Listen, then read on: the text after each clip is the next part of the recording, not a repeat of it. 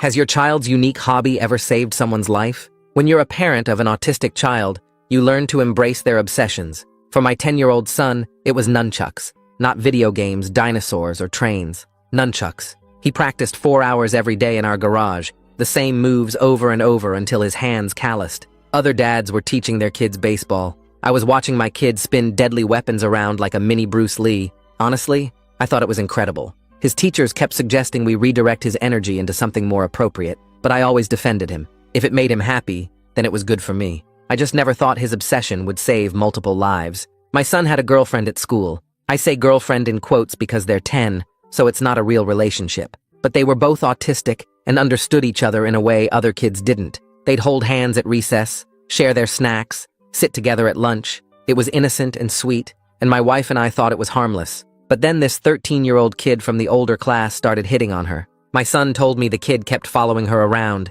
asking her to be his girlfriend, getting angry when she said no. She rejected him over and over, but he wouldn't stop. That's when the bullying started. One day after school, the 13-year-old cornered her alone by the concrete stairs. My son wasn't there to help her, and the kid pushed her down. She fell hard. When my son found her, she was crying with a black eye, split lip, and a sprained wrist. She was too terrified to tell the teachers who did it because he'd threatened her with a knife if she tattled. But she told my son everything. He said he'll keep hurting me until I like him. That's when my son looked at her injured face and said, completely serious, "That meanie panini is never going to hurt you again. I'll make sure of it." She was crying and asked, "How?" My son smiled at her. "I have my nunchucks, the transformer ones you gave me for Christmas." She looked shocked. "But he's bigger and older." "You'd really fight him for me?" My son said, "You're my girlfriend.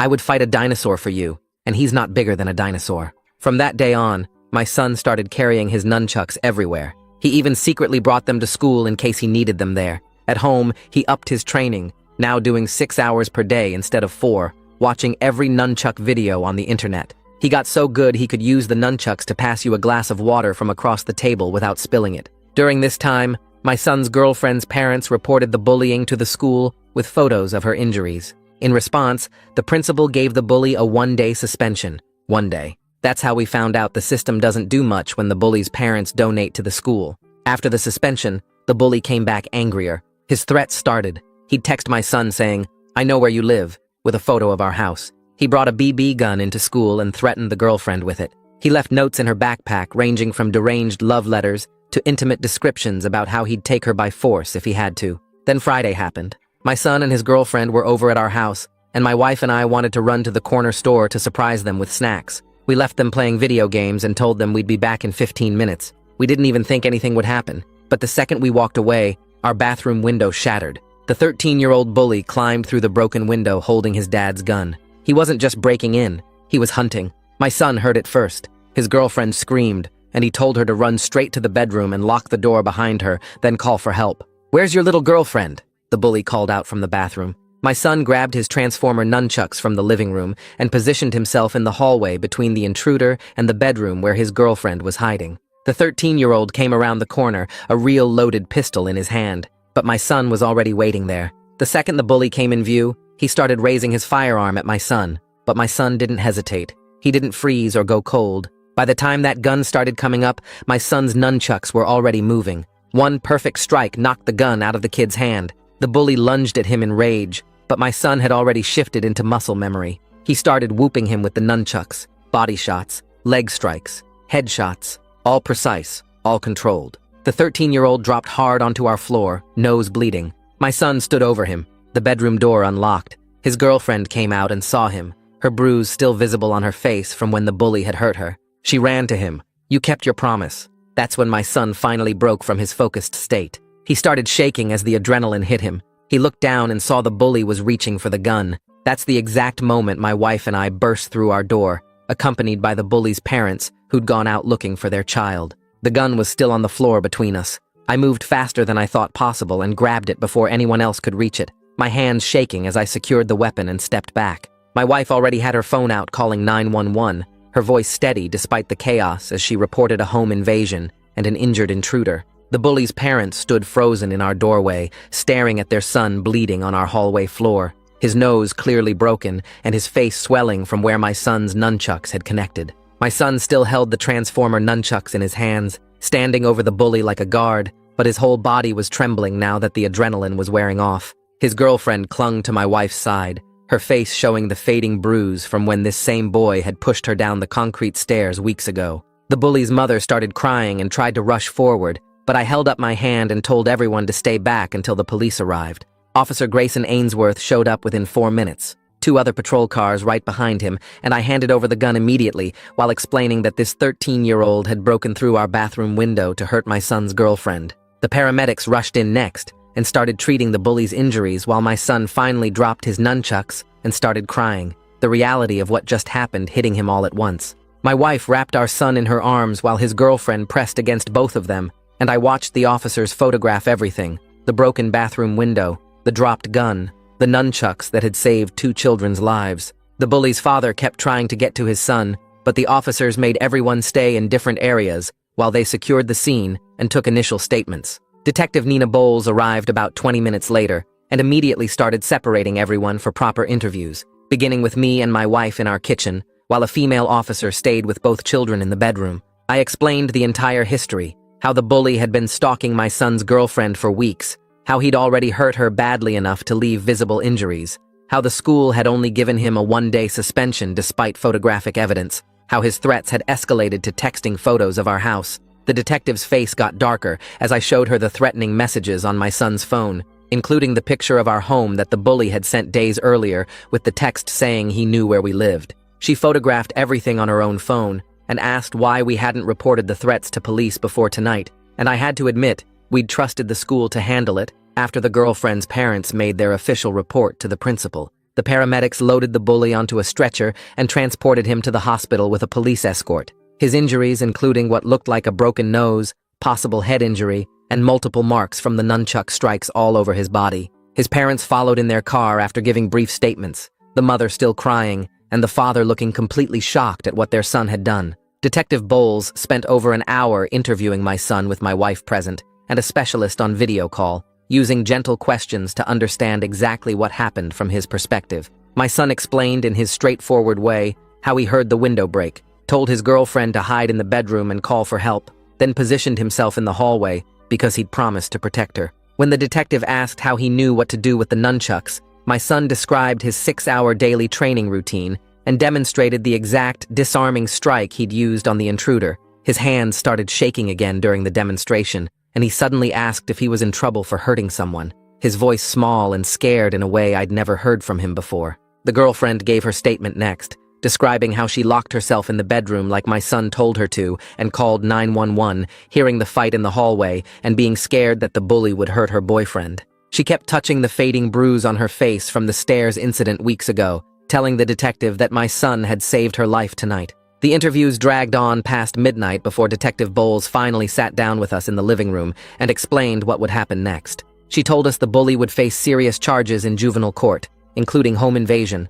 assault with a deadly weapon, and stalking, based on the evidence and his age being old enough to understand his actions. She made it clear that my son had acted in self-defense and defense of another person, that no charges would be filed against him, but that there would be follow-up investigations and more interviews over the coming days as they built their case. Then the detective showed us something that made my stomach turn. Officers had searched the bully's phone at the hospital and found detailed plans about tonight's attack, including a hand-drawn layout of our house, showing which windows faced which rooms and where he planned to enter. He'd been watching our home for at least a week, taking photos from different angles, documenting our routines, waiting for the right opportunity, when my son and his girlfriend would be alone and easy targets. The detective scrolled through dozens of surveillance photos on her tablet, pictures of our house from across the street, close-ups of our windows, shots of my son and his girlfriend playing in our yard. The planning was detailed and disturbing, showing this wasn't some impulsive act, but a calculated attack by someone who'd been studying us for days. We finally got both children into bed around 2 in the morning, exhausted and traumatized, but physically safe. I thought they'd sleep through from pure exhaustion, but an hour later my son started screaming. I ran to his room and found him sitting up in bed, crying and shaking, saying he kept seeing the bully's face when the nunchucks hit him. My wife and I took turns sitting with him the rest of the night, one of us always in the chair next to his bed while he tried to sleep. Every time he'd start to drift off, he'd jerk awake again, and I realized that winning the physical fight didn't mean my son had escaped without harm from this whole thing. The next morning, I found my son standing in the hallway staring at his nunchucks where the police had photographed them and left them on the floor. He wouldn't go near them or touch them, just stood there looking at them like they'd turned into something dangerous and scary. When I reached down to pick them up and move them back to the garage where he usually kept them, he asked me in a quiet voice to put them somewhere he couldn't see them anymore. I carried them to the basement storage room and closed the door, understanding that the weapon that had saved his life had also forced him to hurt another person, and his 10-year-old brain was struggling to process that. The girlfriend's parents showed up mid-morning, looking exhausted after spending the whole night at the hospital with their daughter for tests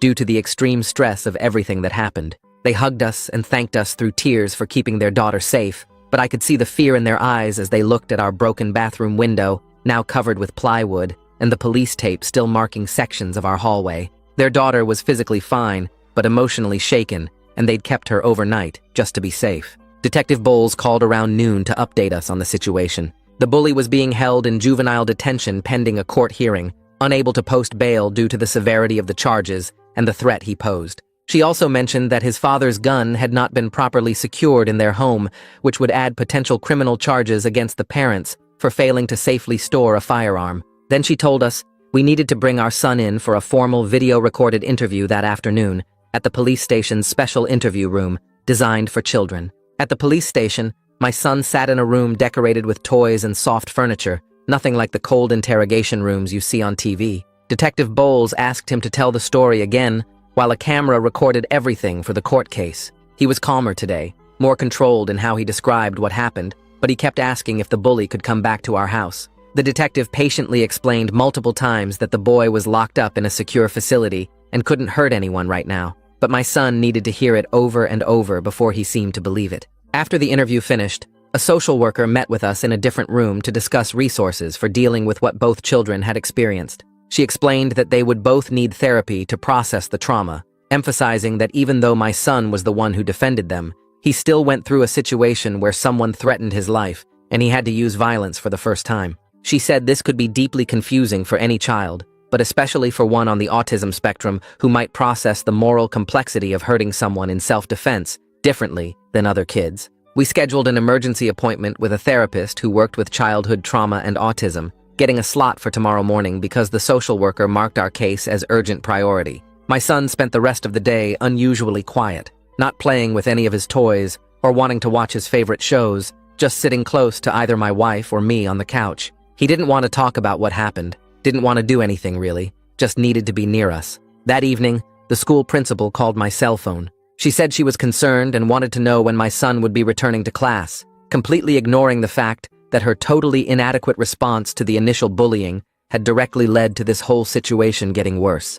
I told her my son wouldn't be back until I was convinced the school could actually protect him and that we'd be having a serious discussion about their failure to act appropriately, despite having photographic evidence of assault and multiple reports about ongoing threats. The girlfriend's parents called around 9 that night. I answered on the second ring, and her mom's voice came through tight and scared, telling me they'd been discussing their daughter's safety all evening and couldn't see how they could trust this school anymore. She said they were looking at other districts, maybe even moving to a different town where the administration actually protected kids instead of protecting donation checks.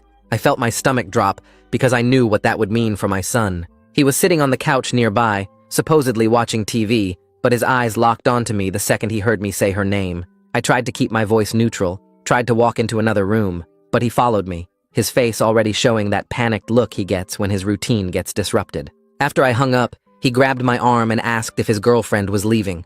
I couldn't lie to him, so I explained that her parents were scared and thinking about other schools. He started crying immediately, not the loud crying, but the quiet kind that breaks your heart worse, tears running down his face while he rocked back and forth on his heels. He kept saying she was the only one who understood him, the only friend who didn't think he was weird, and what would he do without her at the school. My wife came in and tried to comfort him, but he pulled away and went to his room, shutting the door quietly behind him. We heard him crying in there for over an hour. The first therapy session happened the next morning at a clinic across town. The therapist's office had soft lighting and comfortable chairs, toys in one corner and art supplies on a low table. My son sat stiff in his chair, hands folded in his lap, answering questions in 1 or 2 word responses. The therapist asked him to describe what happened during the break-in, and he recited the facts like he was reading from a script, no emotion in his voice at all. But then she asked him how he felt about hitting the bully with the nunchucks, and his whole face changed. He looked down at his hands and said he felt proud because he saved his girlfriend, but then his voice got quieter, and he said he also felt bad because he made someone bleed, and that's not what good people do. The therapist pulled out a set of cards with different emotions drawn on them, cartoon faces showing happy, sad, angry, scared, confused. She asked him to pick the ones that matched his feelings, and he picked 5 cards, holding them up one by one, while his hands shook slightly. She explained that feeling 2 opposite things at the same time was normal, that protecting someone you care about is good, even when it requires doing something hard. She used simple words and concrete examples, showing him pictures of superheroes who had to fight bad guys to save people, asking if those heroes were bad for fighting. My son thought about it for a long time, then said he guessed they weren't bad, but they probably felt sad about hurting people even when they had to. The therapist smiled and told him that was very wise, that understanding that complexity made him mature beyond his years. Detective Bowles called my cell phone that afternoon while we were driving home from therapy. She said the district attorney's office had reviewed all the evidence and witness statements,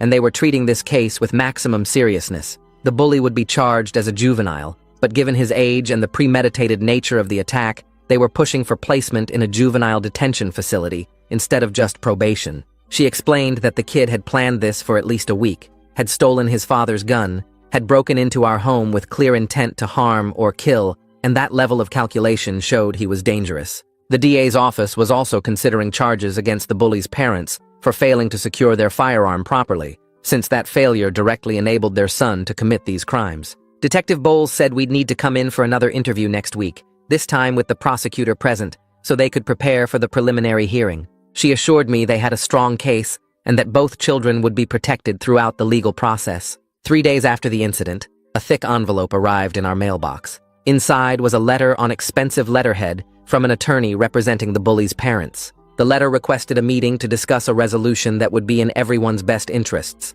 suggesting that continued legal action would be traumatic for all the children involved, and that perhaps we could find a way to handle this privately. I read it twice, my anger building with each sentence, because I could see exactly what they were doing. They wanted to minimize their son's consequences and their own liability, wanted to sweep this under the rug like they'd probably swept away every other problem their money could fix. I called a family attorney that same afternoon, someone a friend had recommended who specialized in cases involving children and schools. The attorney listened to my summary of events, asked to see all our documentation, then told me firmly to decline any direct contact with the bully's family or their representatives. He said the criminal case needed to proceed without interference, and that any civil matters could be addressed later once the criminal proceedings were complete. He also said he'd send a letter to their attorney making it clear we would not be participating in any private negotiations. My son's nightmares continued every single night that week. He'd wake up screaming around 2 or 3 in the morning, and either my wife or I would rush to his room to find him sitting up in bed, sweating and shaking. He kept dreaming about the bully's face, about the gun, about not being fast enough with his nunchucks. During the day, he refused to go near any windows in our house, keeping himself in the center of rooms and flinching whenever he heard glass clink or a door slam. The bathroom where the break-in happened became completely off-limits. He'd walk past it quickly with his eyes down, and if he needed to use a bathroom, he'd go upstairs to the one in our bedroom, even though it was further away. At his next therapy session, the therapist explained this was a normal trauma response, that his brain was trying to keep him safe by avoiding anything associated with the danger he'd experienced. She said it would take time to work through, that we shouldn't push him to face these fears too quickly, but that we should maintain his other routines to give him a sense of stability and control. She recommended we be patient with his heightened anxiety and let him move at his own pace toward feeling safe again. The school superintendent called 4 days after the incident, her voice professionally concerned as she asked to schedule a meeting to discuss the situation and how the school could support our family. I told her I'd bring our attorney, and there was a pause on her end before she agreed that would be fine. The meeting happened 2 days later in the superintendent's office, a large room with certificates on the walls and a big wooden desk that she sat behind like a barrier. Our attorney sat next to me with a thick folder of documents, and the superintendent's defensive tone started the second she began speaking. She talked about how seriously the school took student safety, how they'd followed all their protocols in responding to the initial bullying reports, how they couldn't have predicted this escalation.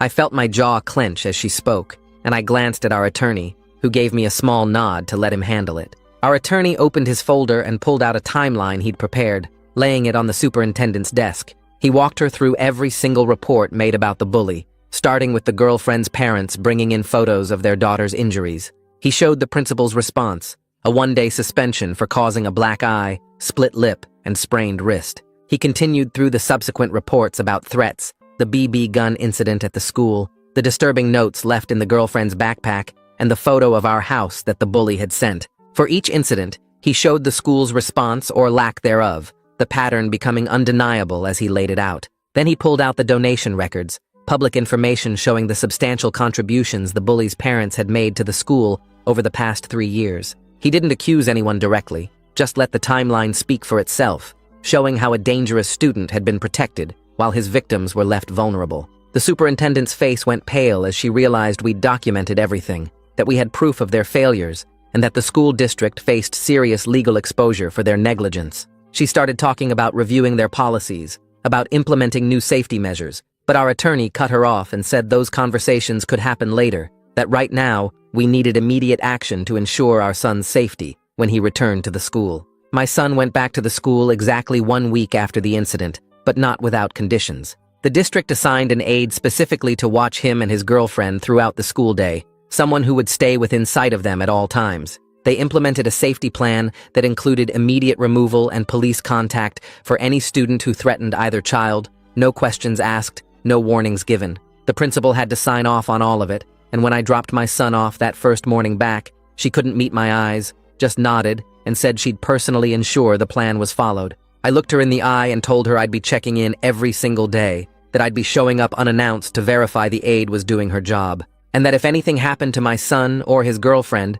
the school district would face consequences they couldn't buy their way out of. My son held my hand tight as we walked into the building, his other hand clutching his backpack straps, and I could feel him trembling slightly as we approached his classroom. The girlfriend's parents called me later that morning. They'd decided to keep their daughter at the school after seeing the new safety measures in action, after meeting the aide who seemed genuinely committed to protecting both children, and after our attorney had made it clear that the school district knew they were being watched closely. When my son's girlfriend walked into class that day, I watched through the classroom window as my son's whole body relaxed, his shoulders dropping from up near his ears down to their normal position, his face breaking into the first real smile I'd seen from him in over a week. During recess, they held hands like they always had, walking around the playground together while the aide followed at a respectful distance, close enough to intervene, but far enough to let them feel some normalcy. But that aide's presence was a constant reminder that their innocent friendship had been stolen, that they couldn't just be two kids who liked each other anymore,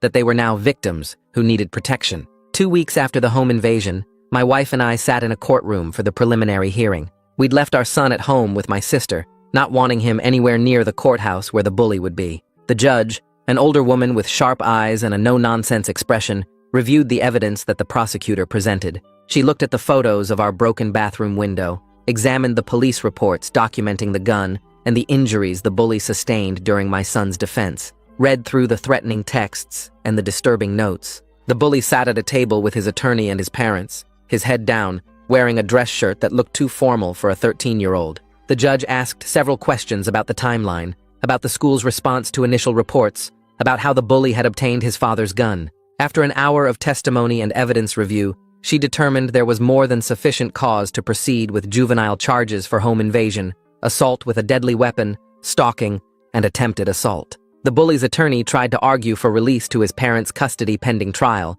but the judge denied it immediately, ordering him to remain in juvenile detention due to the severity of the crimes and the clear danger he posed. As we left the courthouse, I felt my wife squeeze my hand tight, and I knew we were both thinking the same thing, that this was just the beginning of a long legal process, but at least the system was finally taking this seriously. The next hearing happened 3 weeks later, and we sat in the same courtroom while the bully's attorney stood up and started his argument. He talked about his client's troubled mental state, about how the kid needed treatment instead of detention, about how locking him up wouldn't address the underlying issues. I felt my jaw clench as he described the bully as a victim of his own brain chemistry, as someone who deserved compassion and therapy rather than punishment. My wife grabbed my hand under the table because she could feel how angry I was getting. This lawyer was standing there trying to excuse stalking, breaking into our home and pointing a loaded gun at my 10-year-old son by saying his client had mental health problems. The judge listened to the whole presentation, her face showing nothing,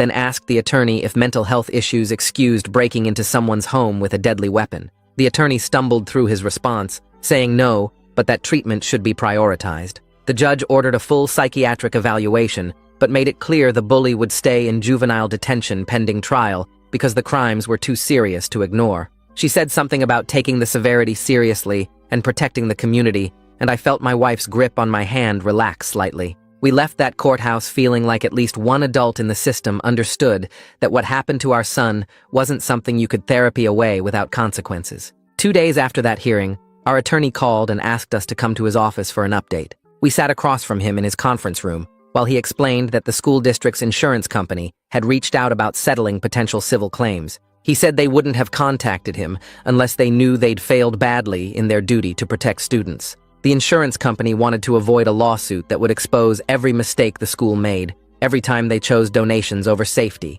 every warning sign they ignored. Our attorney asked what we wanted to do, and I told him we weren't interested in money. My wife agreed immediately. What we wanted was real policy changes that might stop another family from going through what we went through. We wanted mandatory procedures that couldn't be ignored just because some parent wrote a check to the school. Our attorney nodded and said he'd communicate that to them, that we'd consider a settlement only if it included forcing the district to implement specific safety reforms. He warned us that might take longer than just accepting money, but we didn't care about longer. We cared about other kids being safe. My son's weekly therapy sessions started showing us how much he was struggling inside. The therapist called us in after his 3rd session and explained that he felt guilty about hurting the bully, even though he understood he had no choice. She said his autistic brain processed the moral situation very literally, that he knew hitting people were wrong, but also knew protecting his girlfriend was right, and those two facts were crashing into each other in his head. He kept asking the therapist if he was a bad person for making someone bleed, if protecting yourself counted as being mean, if the bully's parents were sad because of what he did. The therapist was working on helping him understand that sometimes right and wrong aren't simple, that protecting himself and his girlfriend was the right choice, even though causing injury felt wrong to him. She said it might take months for him to fully process this. That moral confusion after using violence in self-defense was normal even for adults, and that his literal thinking patterns made it harder for him to accept the gray areas. We watched our son struggle with this every day, saw him stare at his hands sometimes like he was still seeing the nunchucks in them. A month after the home invasion, my son walked into the garage where I was organizing tools and asked if he could see his nunchucks. I'd moved them to a high shelf after the incident because he'd asked me to put them somewhere he couldn't see them. I got them down and handed them to him, watching as he held them like they might suddenly turn into snakes. He took them outside to our driveway and started doing some basic moves, the simple patterns he'd learned first when he was younger. His form was still perfect, muscle memory taking over, but I could see his heart wasn't in it. After maybe 5 minutes, he stopped, walked back to me, and handed them over without saying anything. The joy that used to light up his whole face during practice was completely gone. He went back inside, and I stood there holding the Transformer nunchucks, understanding that the incident had stolen something from him that we might never get back. The girlfriend started having her own problems at the school. Her parents called us one evening to explain that their daughter was developing separation anxiety and having panic attacks when my son wasn't nearby. The school counselor had noticed her becoming distressed during classes when my son was in different rooms, and she'd had 2 full panic attacks in the cafeteria when she couldn't immediately see where he was. Her therapist explained to both our families that this was her trauma response to nearly losing her protector, that her brain had learned my son kept her safe and now couldn't handle him being out of sight. The 4 of us parents coordinated closely on how to help both children feel safe while encouraging them to gradually build independence again. We set up check-in times during the school day, worked with teachers to arrange some shared activities, and had both therapists communicate about treatment approaches. It was complicated and exhausting, but these were our kids, and they needed us to figure it out together. Detective Bowles called me 5 weeks after the home invasion with an update about the psychiatric evaluation. She said the evaluation revealed concerning findings about the bully, including obsessive tendencies and a serious lack of empathy that supported the prosecution's argument that he posed genuine danger. The psychologist who evaluated him found patterns of fixation and inability to understand how his actions affected other people. Requested Reads is on Spotify now. Check out link in the description or comments. Detective Bowles also told me that the evaluation uncovered something else, that the bully's parents had ignored multiple warning signs over the years and failed to get him appropriate help despite recommendations from his previous schools. She said this information strengthened the case significantly because it showed a pattern of dangerous behavior that his parents had enabled by refusing to address it. I asked if this meant he'd definitely be convicted, and she said nothing was guaranteed, but the evidence was very strong. 6 weeks after that night, the school board held a public meeting to address safety policies. The auditorium was packed with parents who'd heard about what happened and wanted answers about how the bully had been allowed to terrorize students for so long. My wife and I sat in the front row with the girlfriend's parents. When they opened the floor for public comment, I stood up and walked to the microphone. I testified about the complete timeline of failures, starting with the girlfriend being pushed down the stairs and showing up at the school with visible injuries. I described how the principal gave the bully 1 day of suspension despite photographic evidence of assault. I explained the escalating threats, the BB gun incident at the school, the disturbing notes in her backpack. I told them about the text message with a photo of our house and how school administrators knew about all of this, but did nothing effective to stop it. Then the girlfriend's father stood up and presented the photos of his daughter's injuries that the school had seen weeks before the home invasion.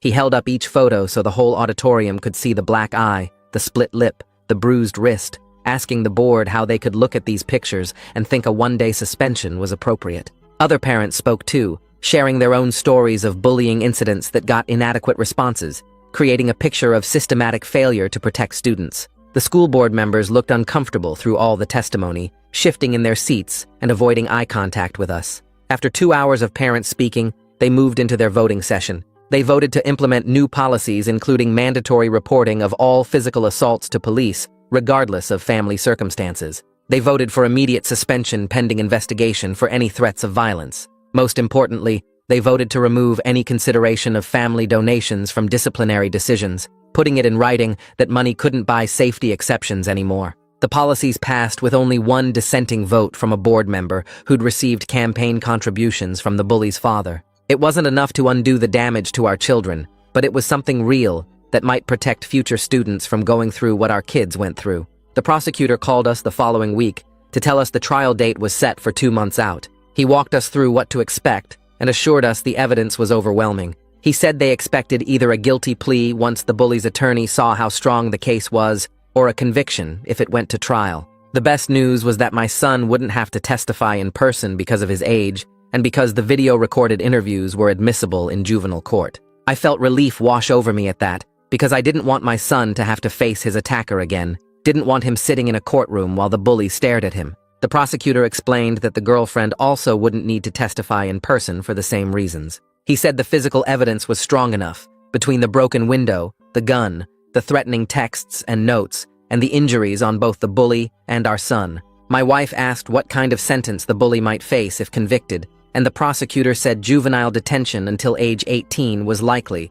possibly longer, depending on the judge's decision. My son slowly began reconnecting with his nunchuck practice, but everything about it was different now. He approached the practice sessions more seriously, without the exuberant play that used to define his training. He focused on control and precision, working through forms with intense concentration instead of the joy he used to show. I watched him practice in the garage one afternoon and realized he understood the true weight of the skill he possessed now. His training had transformed from something fun into something heavy with responsibility. The nunchucks weren't toys anymore in his mind. They were tools that had hurt someone, even though that someone had been trying to hurt him and his girlfriend. I mourned the loss of that innocent enthusiasm, even as I felt proud of his dedication. He was still my son who loved nunchucks, but the incident had aged him in ways a 10-year-old shouldn't have to experience. He practiced with the seriousness of someone who'd used his skills in a real fight and won, but paid a price for that victory in his own peace of mind. The girlfriend's therapy sessions showed real progress over the following weeks.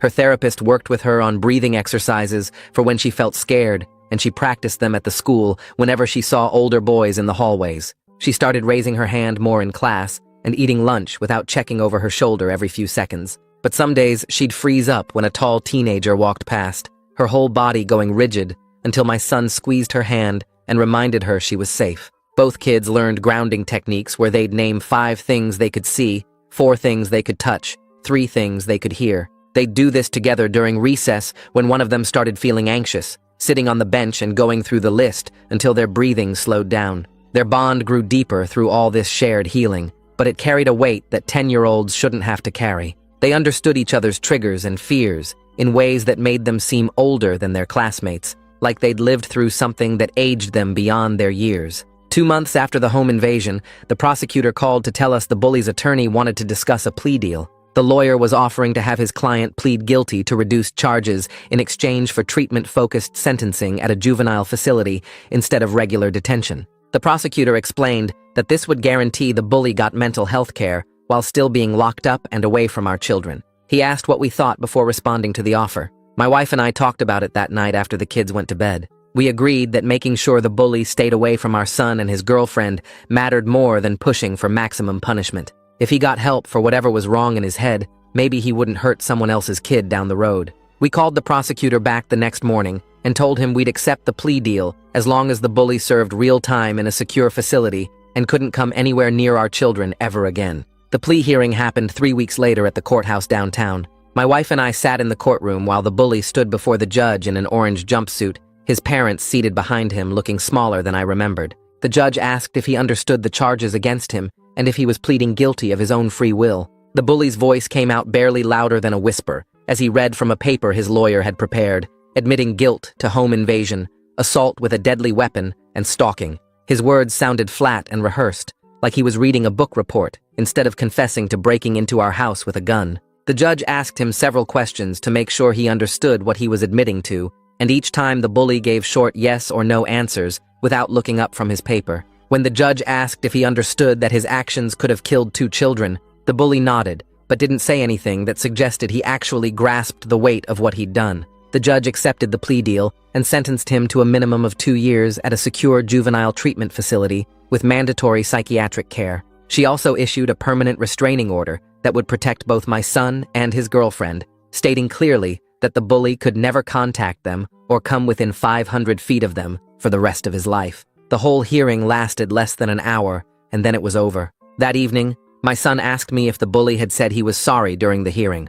I had to tell him the truth, that the boy only read what his lawyer wrote for him and never actually apologized or showed that he understood why what he did was so wrong.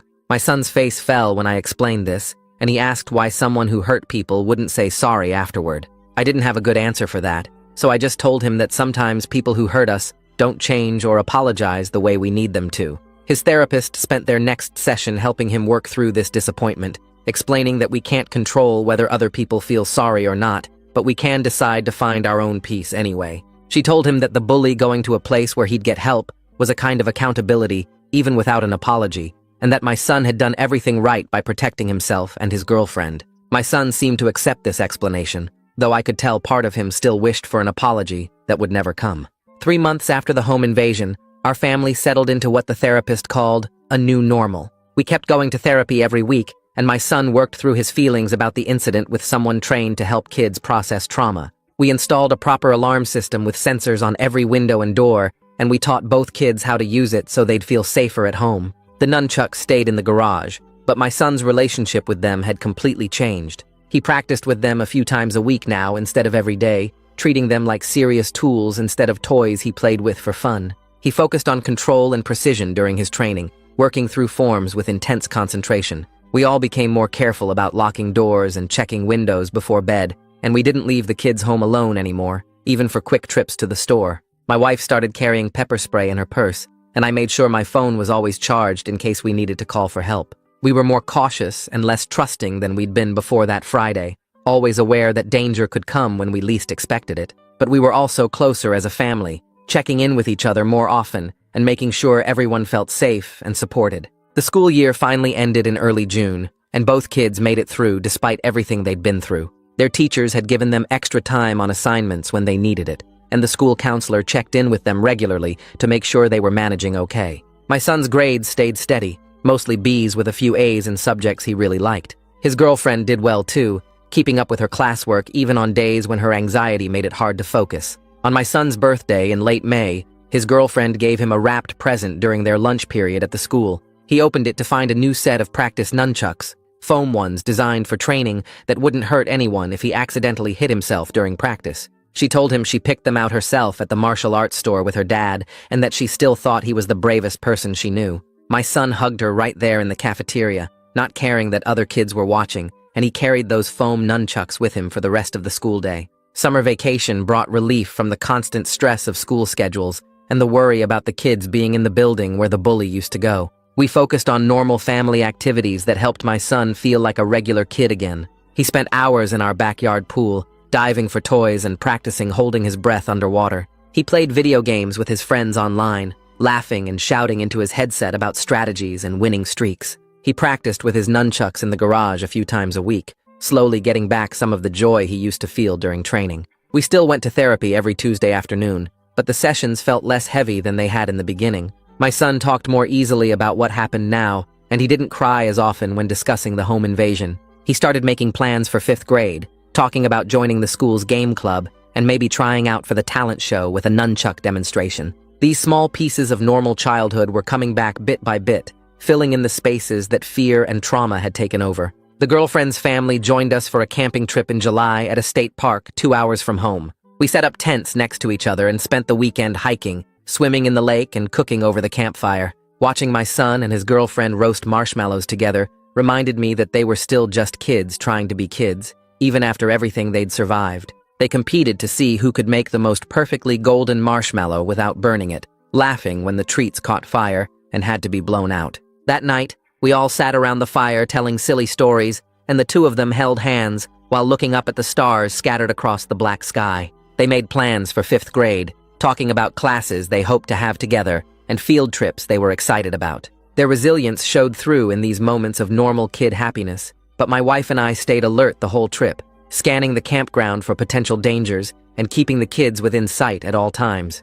We couldn't fully relax anymore, couldn't let our guard down the way we used to, before we learned how quickly safety could shatter. 4 months after the home invasion, my son told his therapist that he wasn't having nightmares as often anymore. He used to wake up screaming 3 or 4 times a week, but now it was down to maybe once every 2 weeks. He said he was starting to feel safe again at home, especially with the new alarm system that beeped whenever a door or window opened. He still checked all the windows before bed every night, walking through the house to make sure they were locked, and he still refused to use the bathroom where the break-in happened. We'd started calling it the guest bathroom, and my son used the one upstairs near his bedroom instead. But he was sleeping through most nights now without waking up in a panic, and his general anxiety had gone down enough that he didn't need to do his grounding exercises as often at the school. The therapist said this was excellent progress, and showed that his brain was processing the trauma in healthy ways. She reminded us that healing wasn't a straight line, that he might have setbacks sometimes, but overall, he was doing remarkably well for a child who'd been through what he experienced.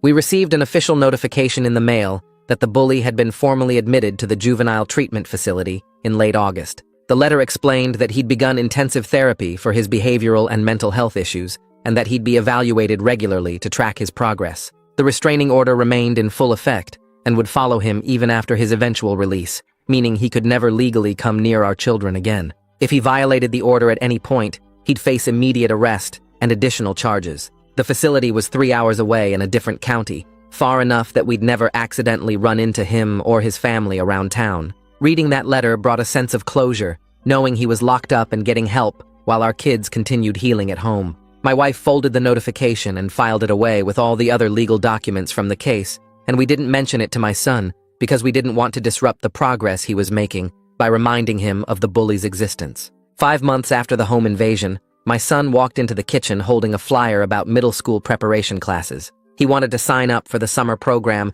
that would help him get ready for 6th grade. I read through the information and saw they offered tours of the middle school building, practice with locker combinations, and meetings with teachers. My son pointed to a section about after-school clubs and tapped his finger on the martial arts club description. He said he wanted to join when he got to 6th grade next year, his voice excited in a way I hadn't heard in months. I told him that sounded perfect and filled out the registration form that same afternoon. Over the next few weeks, he attended the prep classes twice a week and came home each time talking about the middle school and what 6th grade would be like. His girlfriend signed up for the same program, and they walked through the hallways together during the building tours, holding hands and pointing out classrooms they hoped to share. One evening after class, my son told me about how his girlfriend had gotten nervous during a fire drill practice, and he'd helped her through it by reminding her to use her breathing exercises. She'd calmed down and thanked him afterward, and I could see how their relationship had grown beyond just being boyfriend and girlfriend into something deeper,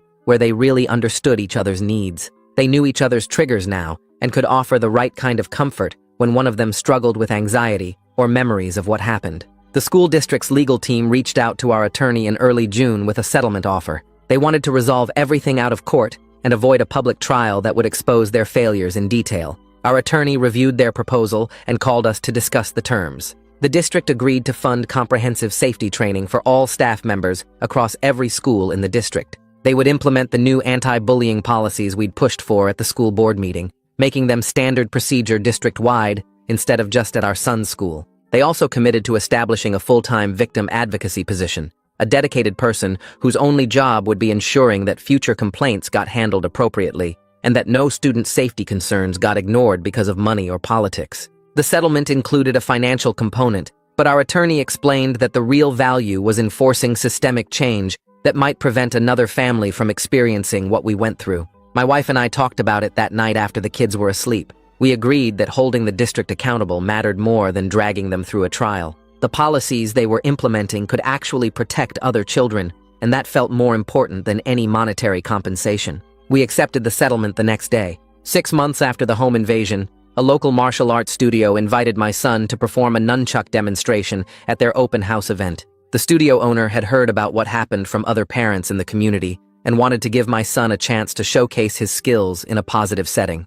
My son practiced for 2 weeks leading up to the event, working on a routine that displayed his precision and control. The day of the open house, about 50 people gathered in the studio to watch various demonstrations. When my son's turn came, he stepped onto the mat wearing his regular clothes and holding his transformer nunchucks. He moved through his routine with perfect form, each strike and spin executed with the kind of control that only comes from thousands of hours of practice. The nunchucks whistled through the air as he performed complex patterns, his movements smooth and confident. When he finished, the crowd clapped loudly, and several parents approached me afterward. A woman asked if my son gave lessons because her 12-year-old wanted to learn. A father wanted to know what age kids could start training. Another parent asked about the best type of nunchucks for beginners. I found myself explaining to each of them that discipline and control matter more than flashy moves. I told them the real skill isn't in how fast you can spin the nunchucks or how many tricks you can do. The real skill is knowing when not to use what you've learned, understanding that the ability to defend yourself works best when you never have to prove it. The girlfriend's parents hosted a celebration dinner at their house 2 weeks later, marking 6 months of healing and growth for both children. They invited our whole family over on a Saturday evening and we brought dessert. The girlfriend's mom had cooked a big meal with all the kids' favorite foods, and we sat around their dining room table sharing stories and laughing.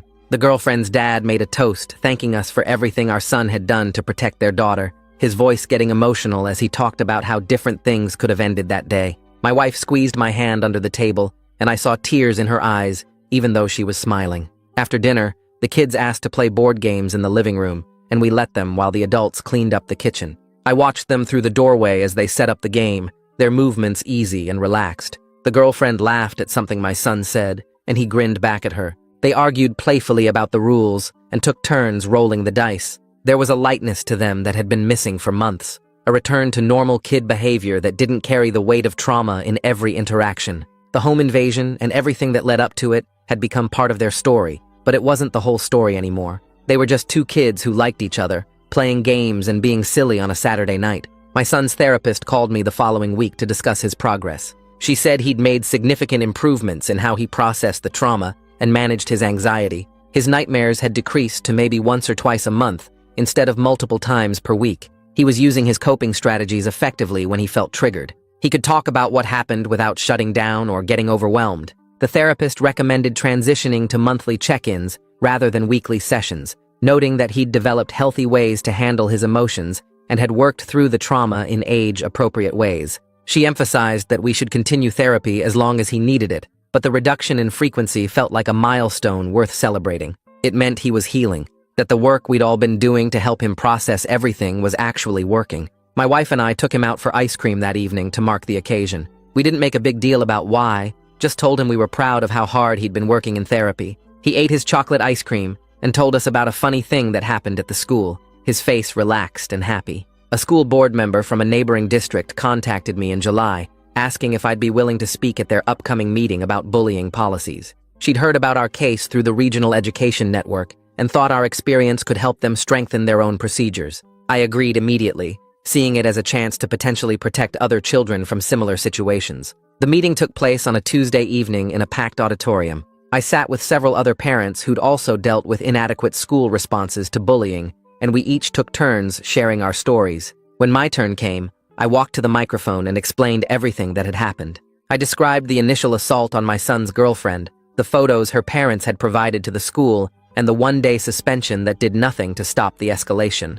I talked about the threats, the stalking, and how it all culminated in a home invasion where my 10-year-old son had to fight an armed intruder to protect his girlfriend's life. The room was completely silent as I spoke. Several board members looked uncomfortable, but they listened to every word. After the presentations, the board voted to review and strengthen their bullying policies. Other parents approached me in the parking lot afterward, thanking me for speaking up and sharing contact information so we could continue advocating together. I realized that sharing our experience might actually help protect other children, that something good could come from the worst thing my family had ever been through. My son came to me a few weeks later with a flyer for a martial arts tournament happening in August. He wanted to enter the nunchuck skills competition, explaining that he wanted to demonstrate his abilities in a positive context rather than having violence be the only story associated with his training. I talked it over with my wife, and we both supported his decision. He practiced his competition routine every day, refining each movement until it was perfect. The tournament took place at a large sports complex with multiple competition rings set up. We registered him in the youth division for traditional weapons forms. When his turn came, he stepped into the ring wearing a borrowed martial arts uniform. The judges sat at a table with clipboards, ready to score his performance. My son bowed to them, then began his routine. He moved through the forms with precision and control, his nunchucks flowing through complex patterns without a single mistake. Every strike landed exactly where it should. Every spin was perfectly timed. When he finished and bowed again, the judges marked their scores. He earned second place out of 15 competitors, losing first only to a 13-year-old who'd been training in a formal studio for 6 years. My son accepted his silver medal with a huge smile, genuine pride showing on his face. This was an accomplishment that had nothing to do with the home invasion, a recognition of his skill that came from competition rather than survival. 8 months after the incident, we finally scheduled the bathroom remodel. The broken window had been temporarily fixed, but we'd never updated the whole space. My son still refused to use that bathroom, walking upstairs to the one near his bedroom instead every single time. We hired a contractor who replaced the window with security glass that couldn't be easily broken. They updated the fixtures, painted the walls a different color, and installed better lighting. The whole project took 3 days. When it was finished, the bathroom looked completely different from how it had been the night the bully climbed through the window. That evening after the contractor left, my son stood in the hallway staring at the bathroom door. My wife and I watched from the kitchen, not pushing him, but staying nearby in case he needed support. He took a deep breath, walked to the door and opened it. He stepped inside and looked around at the new space. He used the bathroom for the first time since the invasion, washing his hands afterward at the new sink. When he came out, he nodded at us without saying anything, but I could see the relief on his face. It was a small victory, but it represented his ongoing healing and his ability to reclaim spaces that trauma had taken from him. The girlfriend's family made their final decision about moving in September. They'd been considering relocating to a different neighborhood or even a different district, worried about their daughter's safety and whether she could truly heal while living,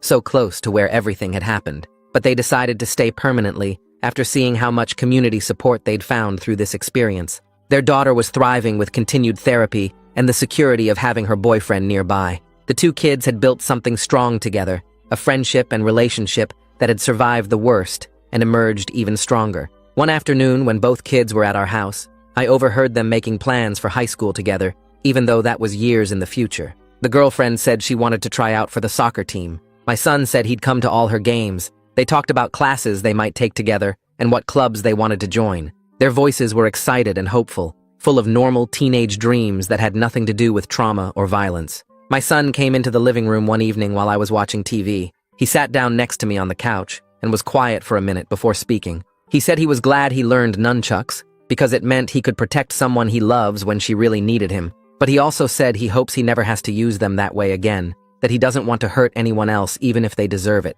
I turned off the TV and looked at him. I told him that's the mark of a true protector, having the ability to defend yourself and others, but preferring peace whenever possible. I said I was proud of his skill with the nunchucks and how much discipline he'd developed through all those hours of practice. But I was even more proud of his heart, of the fact that he understood the weight of what he'd done and didn't take any pride in having hurt someone. He leaned against my shoulder, and we sat there together in the quiet living room, both of us thinking about how much had changed in 8 months, and how much growing he'd done through something no 10-year-old should ever have to experience. The next week, we started something new at our house. The first Saturday of every month became our family safety meeting. We'd sit at the kitchen table and go through our security checklist together. My son would test the new alarm system, check all the window locks, and make sure the motion sensor lights still worked in the backyard. My wife reviewed our emergency contact list and made sure everyone's phone had the updated numbers. I walked the perimeter outside looking for anything that seemed off or different. But the meetings weren't just about locks and alarms.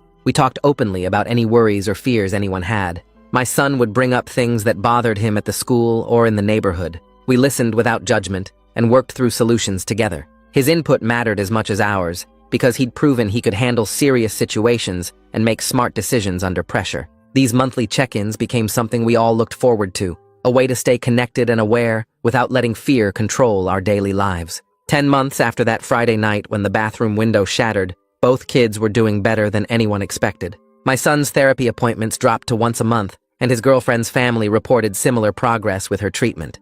At the school, they'd both made solid friend groups who knew about what happened, but didn't define them by it. Other students looked up to them for their kindness and their willingness to speak up when they saw bullying happening. They'd become advocates without even trying, just by being themselves and refusing to let their trauma make them bitter or afraid. Teachers told us they'd started a buddy system at recess, where older kids looked out for younger ones who seemed lonely or picked on. My son and his girlfriend led by example, showing other students that standing up for someone doesn't always mean fighting. It means being present and making sure nobody feels alone. The school counselor said they'd created a ripple effect of positive change throughout the whole student body. One afternoon, a thick envelope arrived from the court system with official stamps and legal seals all over it. Inside was the required 6-month progress report from the juvenile treatment facility where the bully was being held. The report indicated he was attending all his therapy sessions and participating in group activities. His counselors noted some improvement in his ability to recognize how his actions affected other people, though they cautioned that real change takes years, not months. The restraining order remained active and would follow him even after his release. We had zero interest in any contact with him or his family, but knowing he was getting professional help provided a small measure of closure. That chapter of our lives was sealed shut, and we could focus completely on moving forward without looking back over our shoulders. A year after that terrifying night when our son stood in the hallway with his transformer nunchucks facing down an armed intruder, life looked different in every way. My son still practiced in the garage, but with a new understanding of what his skills really meant. He moved through his forms with precision and control, no longer treating the nunchucks like toys, but respecting them as tools that carried serious responsibility. His girlfriend came over most weekends and sometimes sat on the workbench watching him practice. They'd talk between sets about normal kid stuff like the new video game coming out next month or the science project they were partnering on for school. Their relationship had survived something that would have broken most adults, and it came out stronger and more real than before. They understood each other in ways that went deeper than words, a bond forged through shared trauma and mutual protection. We'd all changed from what happened that Friday. My wife and I were more cautious and aware, checking locks twice and paying attention to our surroundings in ways we never did before. But we'd also discovered strength we didn't know our family possessed. The 4 of us had faced the worst and came through it together, building a bond that felt unbreakable. My son had learned he could protect the people he loved when it mattered most, and that knowledge sat in him quietly, not as pride, but as simple fact. We carried our awareness and our caution forward into each new day, but we also carried our strength and our certainty that we could handle whatever came next. Well, that's another perfectly average ending. If you're still here, congratulations on your questionable taste. Go ahead and subscribe. We've both committed now.